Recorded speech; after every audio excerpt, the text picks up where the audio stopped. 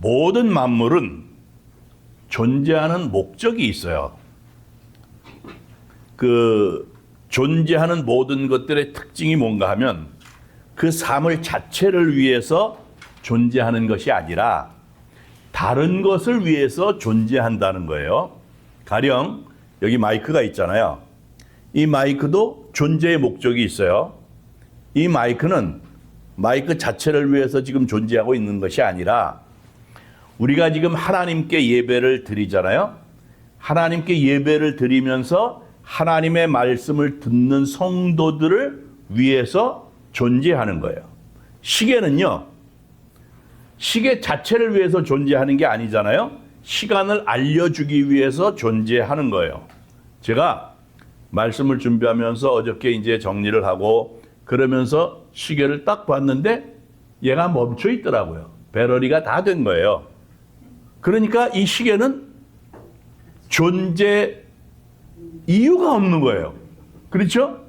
그 시계는 나에게 시간이 몇 시인지를 알려주기 위해서 존재하는 건데 배터리가 다 떨어졌으니 존재 이유가 없는 그런 게 된 거예요.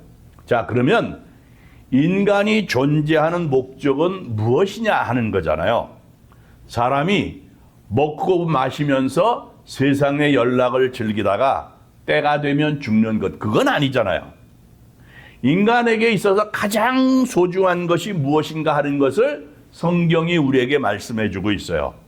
전도서 12장 13절을 보게 되면 하나님을 경외하고 그의 명령들을 지킬지어다. 이것이 모든 사람의 본분이라고 그렇게 말씀을 했어요. 그리고 이사야 43장 21절을 보게 되면 이 백성은 내가 나를 위하여 지었나니 나를 찬송하게 하려 함이라 그렇게 말씀을 했다고요. 그리고 에베소서 1장 5절 6절을 보게 되면 그 기쁘신 뜻대로 우리를 예정하사 예수 그리스도로 말미암아 자기의 아들들이 되게 하셨으니 이는 그가 사랑하시는 자 안에서 우리에게 거저 주시는 바 그의 은혜의 영광을 찬송하게 하려는 것이라 그렇게 말씀을 했어요. 하나님께서 예수 그리스도로 말미암아 우리를 하나님의 자녀 삼아 주셨잖아요.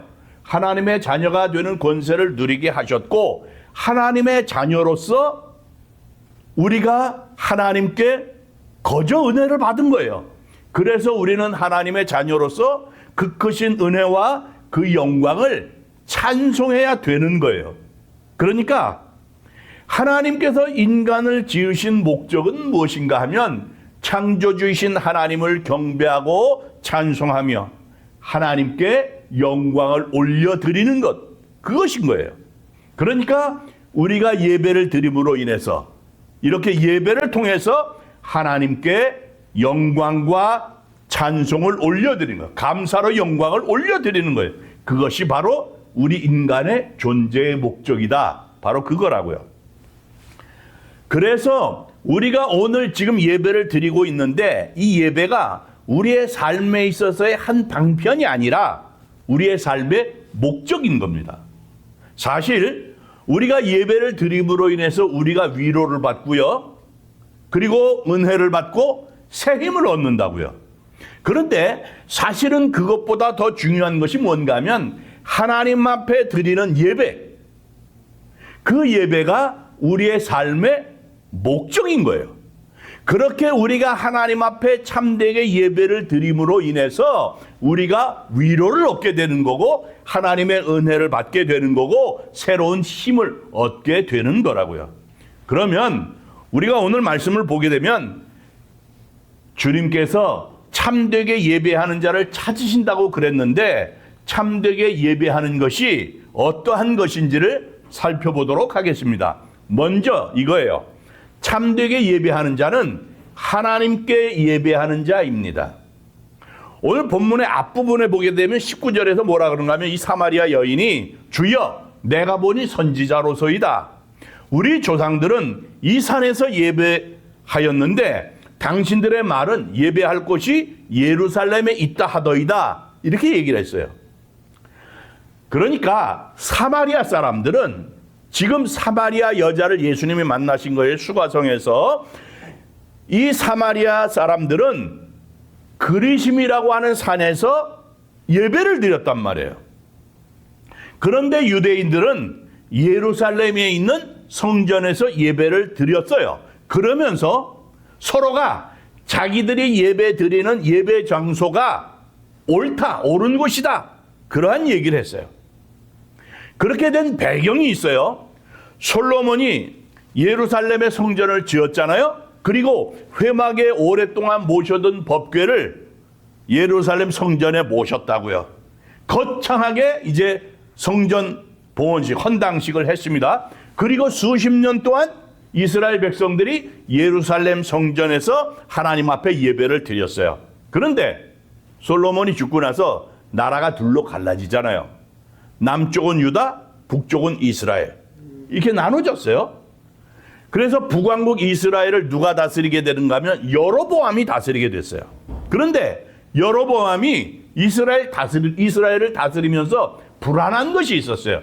그것이 뭔가 하면 그 이스라엘의 북왕국 이스라엘의 백성들이 예배를 하나님 앞에 드리겠다고 예루살렘으로 간단 말이에요. 남왕국 예루살렘으로 가서 예루살렘 성전에서 예배를 드리게 되니까 아니 이렇게 되다가 이 이스라엘 백성들이 자꾸 막 남왕국 유다에 있는 예루살렘에 있는 예루살렘 성전에 가서 예배를 드리다가 아이 그냥 합하자 이렇게 돼버리면 곤란하겠거든요. 그래서 여로보암 왕이 예루살렘에 더 이상 가지 마라. 가지 말고 여기서 제사 드려라. 그래가지고 남왕국 유다하고 북왕국 이스라엘의 국경이 되는 베델하고 그리고 북쪽의 국경이 되는 단에다가 금송아지를 만들어 가지고 여기서 예배해라.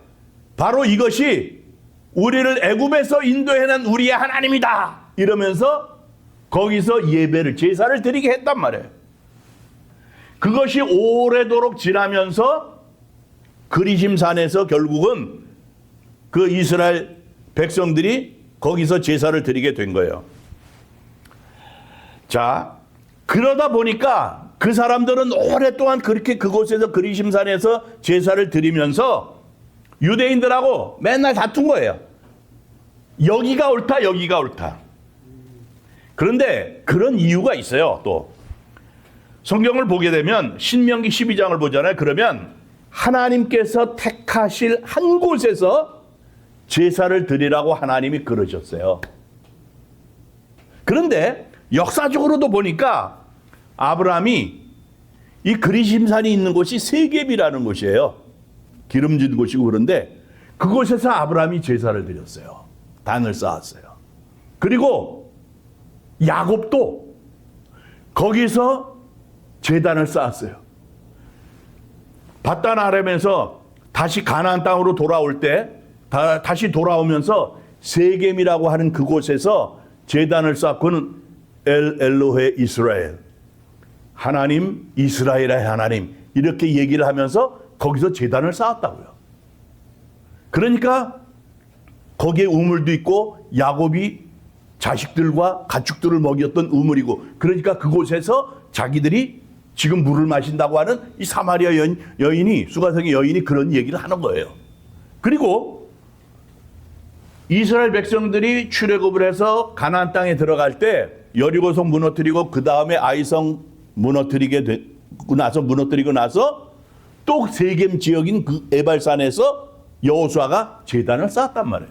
그냥 역사적으로도 보면 이곳이 하나님께 제사하는 온전한 곳이다. 하나님이 얘기하신 곳이 이곳이다.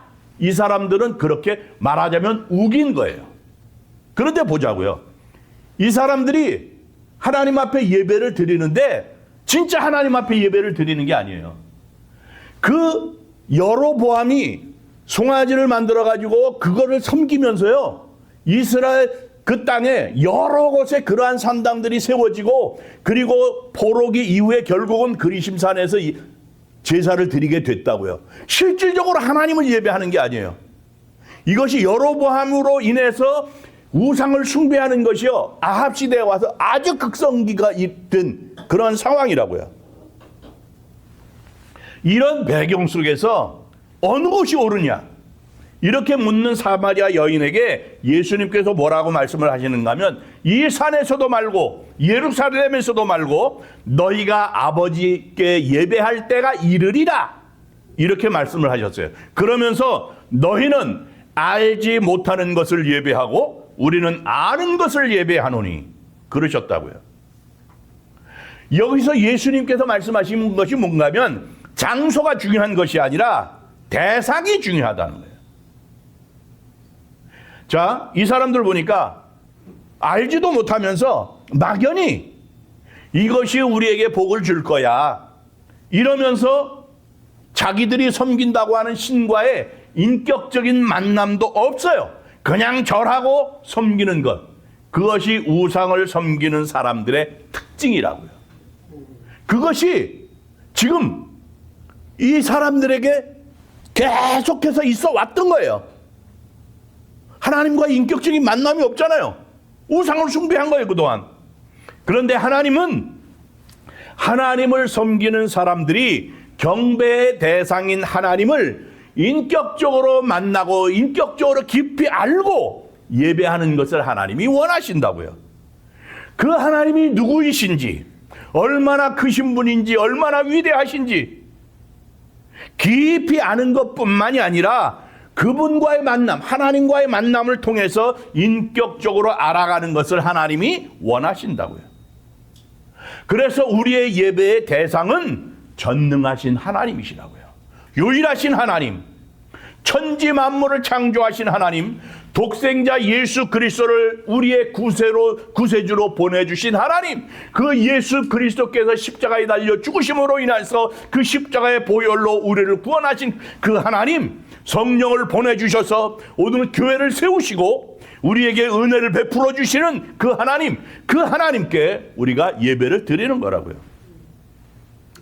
중국 고사에 보면 어떤 왕이 왕비를 굉장히 사랑을 했어요. 그런데 이 왕비가 갑자기 젊은 나이에 세상을 떠나고 말았어요. 왕이 몹시 슬퍼가지고 죽은 왕비를 궁궐이 가까운, 궁궐 근처에 있는 아주 경관이 빼어난 야산에다가 장사를 지냈어요.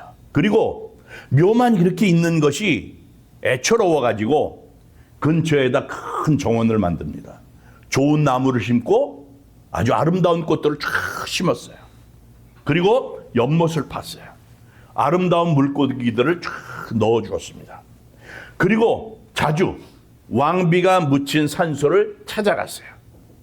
그러면서 신하들에게, 야, 여기다가 멋진 누각을 지어라, 그랬어요. 그리고는 신하들과 종종 함께 술도 마시고 시도 짓고 쉬기도 하면서 옛적에 그렇게 사랑했던 왕비를 생각을 했던 거예요. 기억을 한 거예요. 세월이 흘렀어요. 정말 잘 가꾼 그 왕비의 산소 곁에 누각을 어느 날 왕이 찾아갔어요. 신하들하고. 그런데 이 왕이 갑자기 신하들에게 명령을 내립니다. 여봐라! 이렇게 경관이 빼어난 곳에, 아름다운 곳에 저기 산소가 있으니 보기가 흉하구나. 저 산소를 없애버려라. 주객이 전도됐잖아요. 자, 오늘날 교회에서 예배를 아름답게 드리기 위해서 많은 것을 갖춘다고요. 예배당을 화려하게 짓기도 하고요. 내부를 멋지게 꾸미기도 하고요. 좋은 시설을 갖춥니다.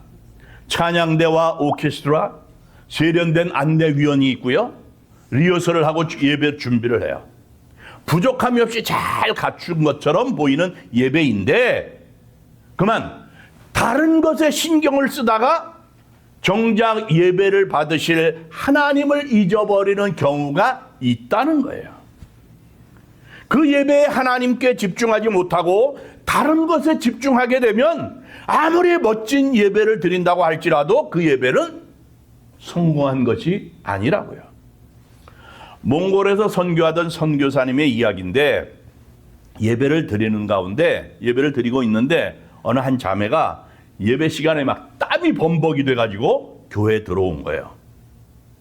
예배를 드리기 몇 시간 전에 그만 소를 잃어버렸어요.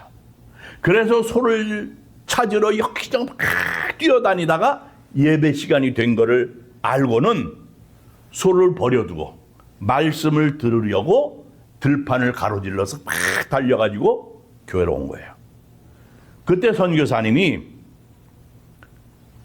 하나님 앞에 어떻게 기도를 했는가 하면, 하나님, 이 자매가 소가 아닌 믿음을 택한 그 믿음의 결단을 보시고 그 자매가 소를 다시 찾을 수 있도록 하나님 도와주시옵소서 기도를 했어요. 예배를 마치자마자 교회 밖에서 소 우는 소리가 나는 거예요. 그러니까 이 소가 집에 가지 않고 예배당으로 온 거예요. 이 자매는 소가 아니라 예배를 택했잖아요. 예배를 택하고 결국은 소와 예배를 다 얻는 그러한 사람이 됐단 말이에요. 그러면서 그 선교사님이 하는 얘기가 뭔가 하면, 먼저 믿은 우리 가운데 소 대신에 예배를 택하는 믿음이 있는 사람이 과연 얼마나 되느냐 하는 것을 묻고 싶다는 거예요. 여러분, 예배에 성공하는 것이 모든 것에 성공하는 거예요. 그러나 예배에 실패하잖아요. 모든 것이 실패로 됩니다. 우리가 창세기 4장을 보게 되면 가인의 경우를 보게 되면 그러한 사실을 잘 알게 돼요. 가인이 하나님 앞에 예배를 드리는데 정성이 결여된 제물을 하나님 앞에 드렸어요. 히브리서 11장을 보니까 아벨은 믿음으로 가인보다 더 나은 제사를 드렸다고 그랬어요. 그러니까 가인은 믿음이 결여된 예배를 하나님 앞에 드린 거라고요. 중심을 보시는 하나님께서 가인의 제물을 받지 않으셨어요. 이것에 대해서 창세기 4장 4절 5절을 보니까 아벨은 자기도 양의 첫 새끼와 그 기름으로 드렸더니 여호와께서 아벨과 그의 제물은 받으셨으나 가인과 그의 제물은 받지 아니하신지라 그랬다고요. 이 일로 인해서 가인이 동생 아벨을 미워하잖아요. 미워한 나머지 들로 불러내서 동생을 죽입니다. 인류 최초의 살인자가 됐어요. 그러나 그걸로 끝난 게 아니에요. 자자손손 저주를 받게 됩니다. 이러한 내용이 창세기 4장에 나와요. 이처럼 예배의 성공은 삶의 성공인 거예요. 예배의 실패는 삶의 실패라고 하는 것을 발견하게 되는 거예요. 두 번째로 생각할 게 뭔가 하면, 참되게 예배하는 자는 영으로 예배하는 자예요. 하나님 앞에 예배를 어떻게 드려야 되는가? 자, 오늘 말씀해 보니까 영과 진리로 하나님 앞에 예배를 드려야 된다는 거예요. 하나님이 받으시는 제사, 하나님께 우리가 드려야 될 예배는 영으로 드려야 된다. 영으로 드려야 된다. 어디서가 중요한 게 아니에요. 누가 드리냐 이게 중요한 것이 아닙니다. 영으로 드리는 것이 중요하다는 얘기예요. 예수님께서 하나님은 영이시니 예배하는 자가 영과 진리로 예배할지니라 이렇게 말씀하셨다고요. 하나님이 영이시니까 영적인 예배를 받으신다는 거예요. 자, 우리의 육체만 예배드리러 와요. 우리의 육체만 예배드리러 왔다고 그래서 그래, 너 오늘 참 예배 잘 드렸다. 하나님이 그러시지 않는단 말이에요. 육체가 예배당에 나왔어도 영으로 예배하지 않으면 하나님이 받으시질 않아요. 몸은 예배당에 나와 있는데 마음이 다른 곳에 가 있는 사람들이 있단 말이에요. 입으로는 찬송을 따라 부르고 기도도 하고 헌금도 하고 그러는데 그의 영이 깨어있지를 못해요. 진심으로 하나님을 기뻐하지도 못하고요, 하나님을 향한 사랑을 품지 못한 사람들이 있단 말이에요. 하나님은 영이시라고요. 육체로 거하시지 않는 거예요. 영이시라고요. 영이시기 때문에 우리의 영과 만나기를 원하신다고요. 우리가 영으로 찬양하는 것을 하나님이 원하시고요, 우리가 영으로 기도하는 것을 주님이 듣고 싶어 하신다고요. 우리가 영과 혼을 실어서 예배하는 것을 하나님이 보고 싶어 하신다고요. 그래서 성령이 함께하는 예배를 드려야 되는 거예요. 성령이 함께하지 않는 예배는 참 예배가 될 수 없다. 성령이 함께 하시고 성령이 인도하심을 따라서 드리는 예배가 하나님께 영광이 되는 거예요. 자, 마태복음 15장 8절을 보니까 예수님께서 탄식을 하셨는데 이 백성이 입술로는 나를 공경하되 마음은 내게서 멀도다 그러셨어요. 입술로는요 그럴듯하게 하나님을 높이고 위하는 것처럼 포장이 돼 있어요. 그런데 속으로는 하나님과 멀어졌어요. 식어져 버린 그러한 마음을 가졌다는 거예요. 그러한 사람을 하나님이 보시고 어떻게 생각을 하시겠느냐 이거예요. 겉으로는 멋지게 갖추어진 예배예요. 그런데 하나님을 향한 사랑이 식어져 있다면 하나님이 어떻게 생각을 하시겠느냐. 영적인 예배를 회복해야 된다는 거예요. 영으로 하나님 앞에 나아가야 되는 거예요. 위선을 벗어버리고요. 형식으로 매인 자세를 훌훌 털어버려야 돼요. 깨어서 하나님 앞에 진실된 모습으로 나아가야 되는 거예요. 겉으로 보기에요. 좀 초라해도 상관이 없어요. 잘 다듬어지지 않았어도 상관이 없다고요. 우리의 영혼이 하나님을 향해서 갈급해 있어야 되는 거예요. 하나님을 만나고자 하는 그러한 마음으로 우리가 충만하다고 한다면 그 예배는 살아있는 예배가 되는 거예요. 그 예배를 하나님이 함께 하신다고요. 그 예배를 통해서 하나님이 능력을 보여주시는 거고요. 성령께서 예배 중에 뜨거운 눈물을 흘리게 하시는 거고요. 마음을 뜨겁게, 우리의 마음을 뜨겁게 감동해 주신다고요. 성령이 예배 중에 회개할 수 있도록 해주시고 성령께서 위로해 주시고 깨닫게 해주신다고요. 성령께서 또한 상처받은 심령을 치유해 주신다고요. 성령님의 역사를 기대하고 온전히 성령님께 맡기는 참된 예배를 경험하시기를 바랍니다. 그 다음에 세 번째로는요, 참되게 예배 드리는 자는 진리로 예배하는 자예요. 하나님은 진리로 예배를 드리는 자를 찾으신다고요. 독일의 경건주의 신학자였던 벵겔, 요한 알브레흐트 벵겔이라는 분이 있었어요. 이분이 뭐라고 얘기를 한가 하면 진리로 예배 드리려면 예수 그리스도로 예배를 드려야 된다 그랬어요. 정말 우리가 진리로 예배를 드리려면 예수 그리스도로 예배를 드려야 된다는 거예요. 자, 우리가 하나님 앞에 나올 때 우리가 죄인이잖아요. 그렇기 때문에 전능하신 하나님 앞에 우리 스스로가 나올 수 없었어요.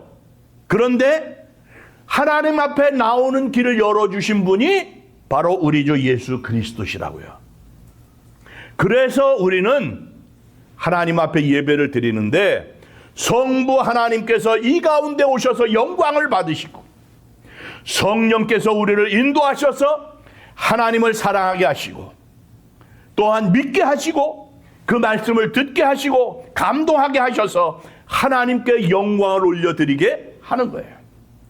그리고 성자 예수님께서는 십자가의 보혈로 우리를 깨끗이 씻어주셔서 하나님의 백성으로서 깨끗한 마음을 가지고 거룩하신 하나님 앞에 설 수 있게 해주셨다고요. 그래서 우리는 이러한 예배를 드려야 되는 거예요. 예배 클라이막스는 사실은 설교예요. 하나님께 드리는 예배인데 왜 설교를 강조하는가 하는 건데 진리이신 예수 그리스도, 진리이신 하나님의 말씀을 접하는 것이 예배이기 때문에 그런 거예요. 다른 종교에서는 그냥 정성을 다해서 자기들이 믿는 신에게 열심히 빌기만 하면 돼요. 그래서 뭐 절을 몇 번 했느냐, 얼마나 근사하게 거창하게 잘 차렸느냐, 그게 관심이에요. 그런데 우리는 그런 것보다 하나님 앞에 예배를 드리면서 하나님이 오늘 나에게 하시는 말씀이 무엇이냐, 나에게 뭐라고 말씀을 하시는가, 그것이 관심이에요. 하나님께서는 또한 말씀으로 우리를 변화시키신다고요. 예수님께서 요한복음 8장 31절에서 이렇게 말씀을 해요. 너희가 내 말에 거하면 참 내 제자가 되고 진리를 알지니 진리가 너희를 자유하게 하리라, 이렇게 말씀하셨어요. 예수님의 말씀에 거하게 되면 진리를 알게 된다는 거예요. 그러므로 우리는 항상 진리가 되시는 주님의 말씀에 귀를 기울여야 돼요. 그래서 예배 시간에 더욱 진리인 말씀을 듣기 위해서 힘써야 된다고요. 어느 목사님이 한 성도의 임종을 지키러 신방을 갔어요. 그런데 그 성도가 마지막 순간에 굉장히 두려워하면서 고백을 하는데 이런 얘기를 하는 거예요. 목사님, 저는 수십 년 동안 교회를 다녔는데 한 번도 설교를 들은 적이 없습니다. 설교가 시작되면 작심을 하고 잠을 자거나 수첩을 꺼내서 사업 설계를 했습니다. 지금 하나님 앞에 서려고 하니까 당장에 떠오르는 말씀이 없습니다. 그랬어요. 전에 보니까 어느 분이 열심히 교회를 출석하시는데 새벽 기도도 열심히 나오세요. 그런데 어김없이 다 괜찮은데 설교만 딱 시작이 되면 이분이 주무시더라고요. 그런데 설교가 딱 끝나면 딱 깨요. 근데 하여튼 열심히세요. 새벽 기도 한 번 안 빠지고요. 주일날도 열심히. 그런데 그게 얼마나 감사한지 모르겠어요. 안 빠지니까 얼마나. 그러면서도 안타까움이 있는 거죠. 그리고요. 어느 분은 보니까요. 예배 드리다가 설교 시간이 되면 나가. 주차장으로 가. 자기가 세큐리티 가드도 아닌데 뭐 누가 주차장을 자꾸 돌봐요. 이렇게 차들을 돌보고. 그러다 끝나면 들어와. 어떤 분은 주방으로 가. 주방으로 가서 예배 드려요. 설교 시간인데 주방에 가. 가만히 있다가. 어떤 분은 보니까요. 열심히 셀폰 그 보신 그런 분들도 있더라고요. 보니까. 그런데 설교만 끝나면 탁 제정신이 돼서 또 왜 이런 현상이 일어나는 줄 아세요? 고린도후서 4장 4절에 보니까요. 그 중에 이 세상의 신이 믿지 아니하는 자들의 마음을 혼미하게 하여 그리스도의 영광의 복음의 광채가 비치지 못하게 함이니 그랬어요. 악한 마귀가 사람들의 마음을 혼미하게 만든다는 거예요. 방해하고 있는 거죠. 말씀을 못 듣게 만들어요. 왜? 말씀을 듣고 믿음이 솟아나면 큰일 나니까. 말씀을 듣고 그래서 그 사람에게서 능력이 생기면 큰일 나겠으니까 사탄이 기가 막히게 알고 방해를 하는 거예요. 참된 예배는 진리를 듣고 반응하는 거예요. 참되게 예배하는 사람은 진리로 예배하는 사람이라고 그랬어요. 말씀을 통해서 그 마음의 진리로 충만해야 되는 거예요. 우리 모두가 진리로 충만해져서 참 예배자로 하나님의 눈에 확 띄시기를 바랍니다. 어느 주일학교 교사가 주일 아침에 교회를 가다가 길에서 노는 아이들을 봤어요. 얘들아, 교회 가자. 교회 가면 정말 재밌어. 그래서 전도를 했어요. 4명의 아이들이 선생님을 따라서 교회를 갔어요. 성경 말씀을 배우고 참된 믿음을 가지고 잘 자랐어요. 세월이 흘러서 선생님이 이제 나이가 많아지셔가지고 생일날 교사직에서 은퇴를 하게 됐어요.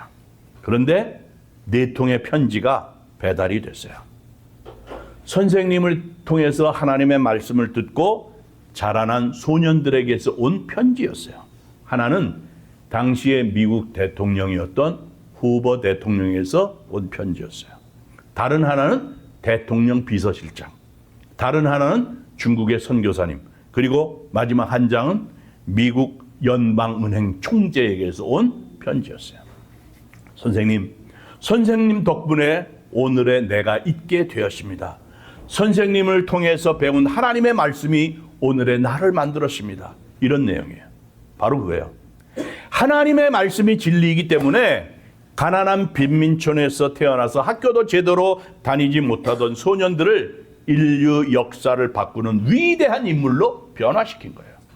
오늘도 진리의 말씀에 귀 기울이면서 참되게 하나님 앞에 예배하는 그런 사람들을 하나님이 찾으시고 그들에게 능력을 베푸셔서 복되게 하십니다. 사랑하는 성도 여러분, 하나님은 오늘도 사람을 찾으시는데요, 능력을 베푸실 사람들을 찾으십니다. 존귀하게 하고 영원한 복을 받아서 누리게 하시려고 사람을 찾으시려는데, 무엇보다도 하나님 앞에 참되게 예배하는 자들을 찾으신다고요. 하나님 앞에 참되게 이렇게 영으로 진리로 하나님 앞에 우리가 예배하게 되면 하나님의 눈에 띄게 될 줄 믿습니다. 우리 모두 하나님 앞에 참되게 예배를 드림으로 하나님께 발견되어져서 하나님의 손에 붙잡혀서 존귀한 삶을 사시는 복된 하나님의 백성들이 되시기를 주님의 이름으로 축원합니다.